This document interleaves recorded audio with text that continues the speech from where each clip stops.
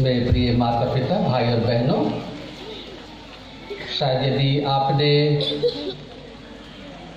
मिस्सा के शुरू में जो प्रस्तावना मैंने दी उसे अगर आप मिस किए होंगे तो 2-3 शब्दों को कहना चाहूँगा और उसके बाद में आज के वचनों पर हम मनन चिंतन करें।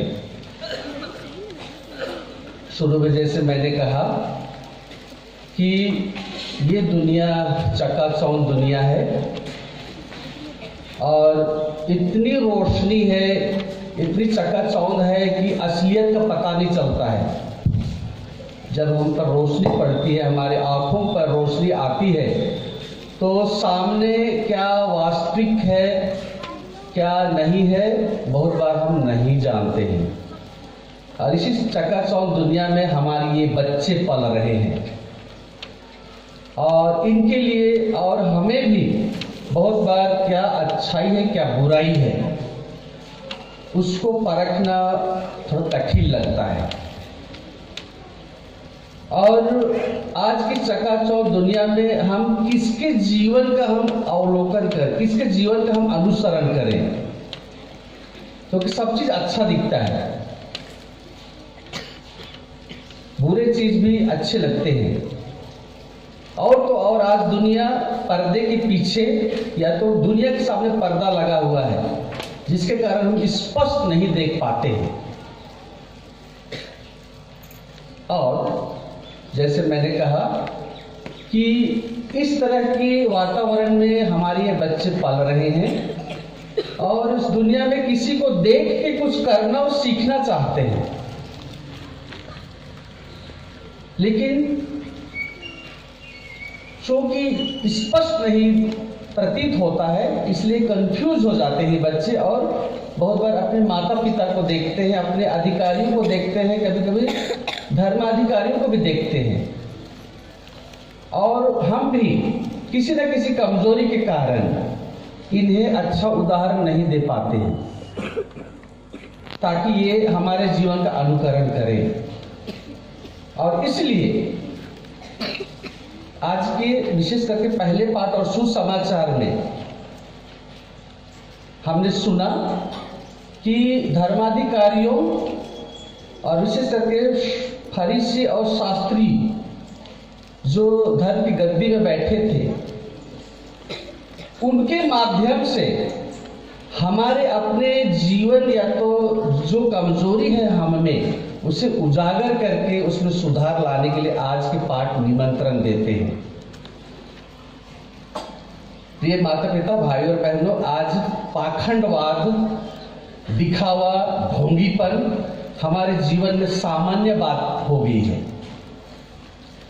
बहुत बार पेपर में आप पढ़ते हैं, टीवी पर देखते हैं कि बहुत बार ये जो शब्द है पाखंडवाद, ढोंगीपन, ये बहुत बार इन शब्दों का अधिकतर पुरोहितों के लिए, पंडित और पुजारियों के लिए प्रयोग किया जाता है।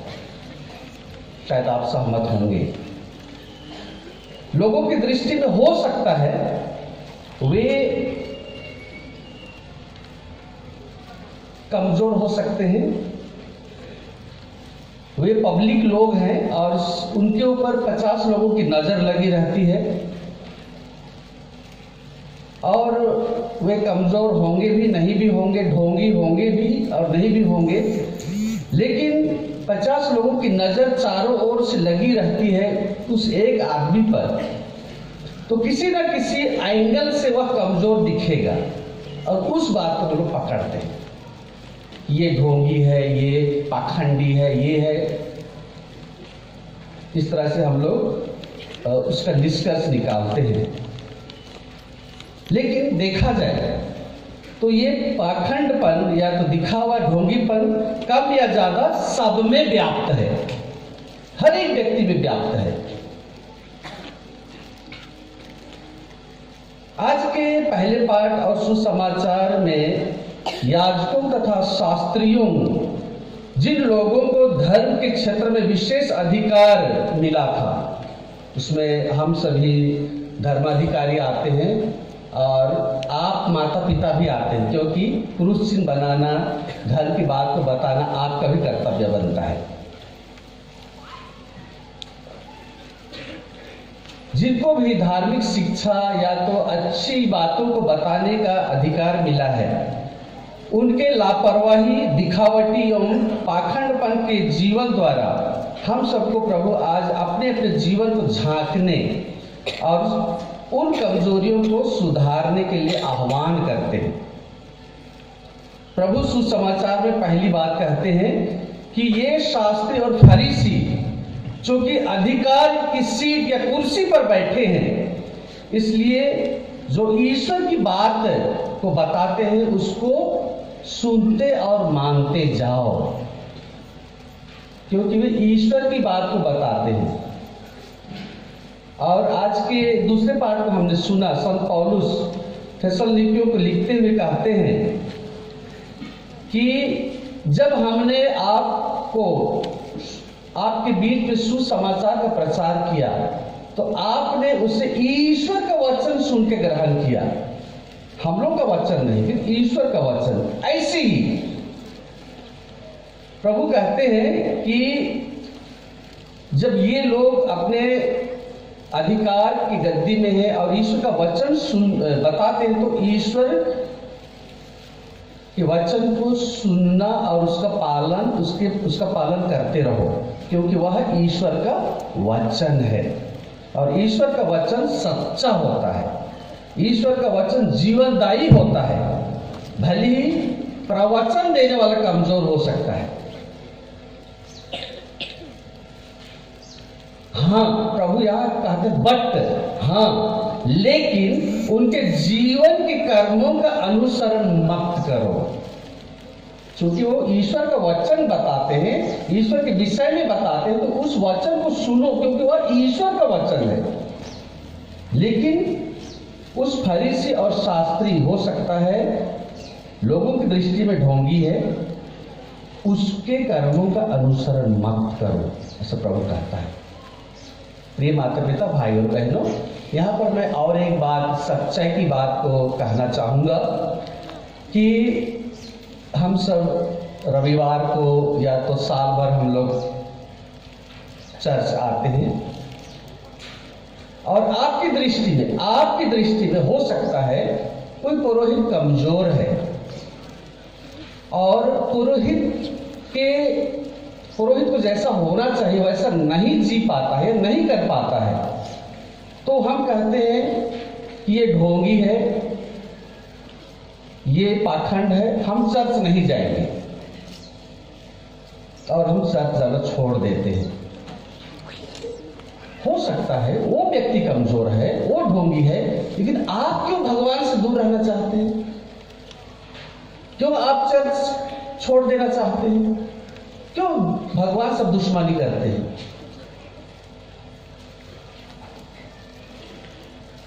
और हमें इस बात पर विचार करना चाहिए कि आपका ईश्वर से दुश्मनी नहीं है, भले ही हो सकता है उस फादर से है, उस पुजारी से है, लेकिन ईश्वर से आपकी दुश्मनी नहीं है, इसलिए आपको ऐसा नहीं करना चाहिए।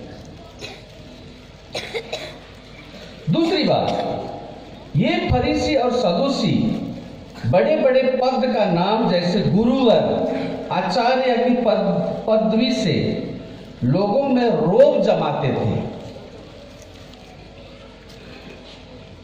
और इन नामों के कारण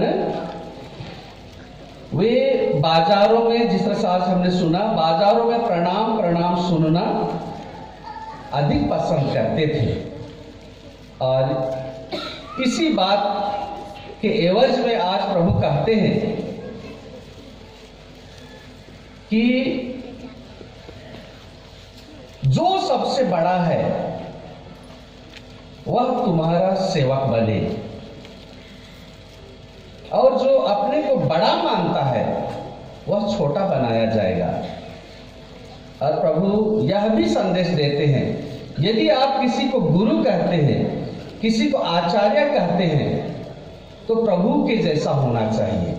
वह गुरु भी थे, आचार्य भी थे, लेकिन वे सेवा करने के लायक थे। जिस तरह से हम मत्ती सुसमाचार अध्याय 20 पद संख्या 28 में हम पढ़ते हैं मानव पुत्र अपनी सेवा कराने नहीं लेकिन सेवा करने आया है और बहुत उद्धार के लिए वह सेवा करने आया है। तो वैसा आचार्य और गुरु होना चाहिए, ना कि आचार्य गुरु कहकर हम दूसरों के ऊपर हम अधिकार जमाएं।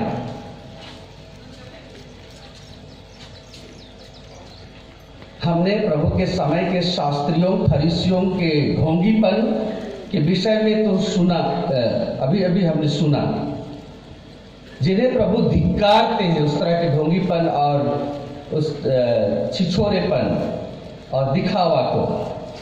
अब आइए हम अपने जीवन को इन्हीं पाठों के आधार पर, इन्हीं पाठों के प्रकाश में हम देखें कि क्या मैं भी तो ऐसा नहीं हूं। यदि मैं लोगों के सामने कुछ बोलता हूं और वैसा नहीं करता हूं तो वह भी एक तरह का पाखंडपन है। दूसरा, यदि मैं लोगों के सामने हितैषी की बातें करता हूं लेकिन उसके आधार पर काम नहीं करता हूं तो वह भी एक अलग तरह का दिखावा है।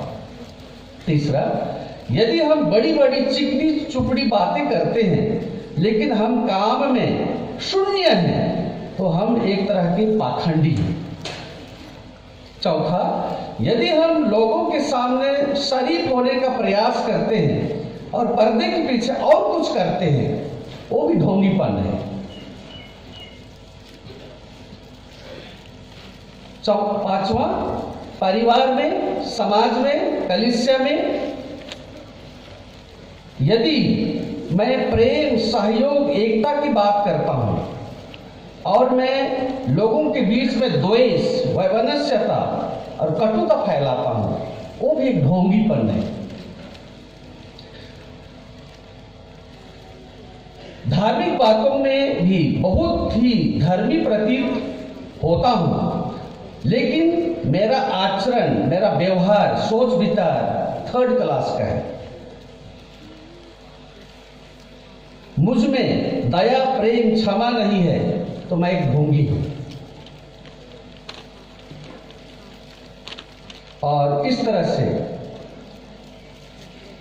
प्रिय माता पिता, भाई और बहनों, हम जाने अनजाने में हम ये सब काम करते हैं और इसलिए आज प्रभु हमें निमंत्रण देते हैं कि हम इन्हें सुधारें। दूसरी बात है कि हम बच्चों को कुछ चीजों के विषय में, जैसे मादक चीजों में भी हम उसकी अच्छा और बुराई को बताते हैं लेकिन हम खुद करते हैं, वो भी एक ढोंगीपन है।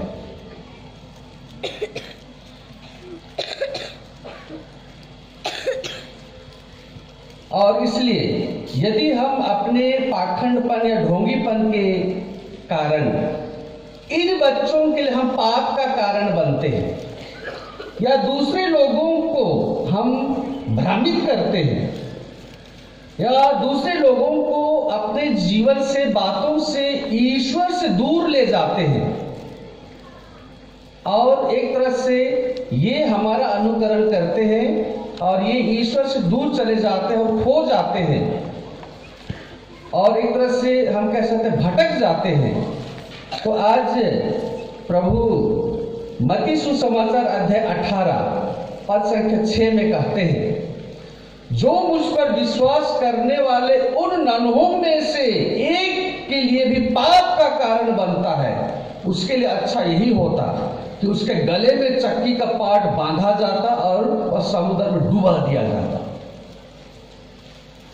इतना कठोर प्रभु आज क्यों कहते हैं? क्योंकि इन नन्हे बच्चों को जीवन देना आपका और मेरा कर्तव्य है, लेकिन हम अपने चरित्र से, अपने बातों से, अपने जीवन से जब हम इनको भटकाते हैं तो उस भटकाव का कारण हम बनते हैं और एक तरह से ये ईश्वर से दूर चले जाते हैं।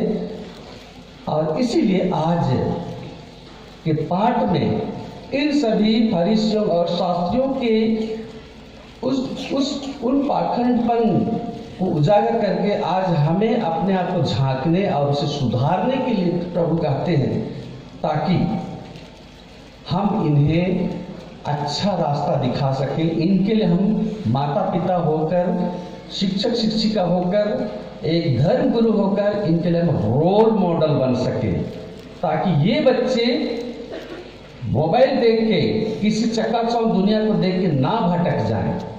यही प्रभु का आज संदेश है। इसलिए प्रिय माता पिता, भाई और बहनों, हमारे प्रभु ईश्वर सच्चा है।